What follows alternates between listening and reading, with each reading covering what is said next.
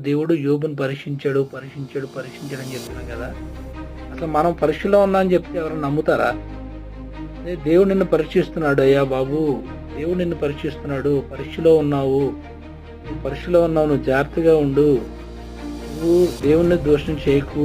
నీ కుటుంబానికి మాదిరిగా ఉండు. నీ కుటుంబాన్ని మంచిగా పెంచుకో. నీ పిల్లల్ని మంచిగా పెంచుకో. నీ భార్యతో మంచిగా మాట్లాడు.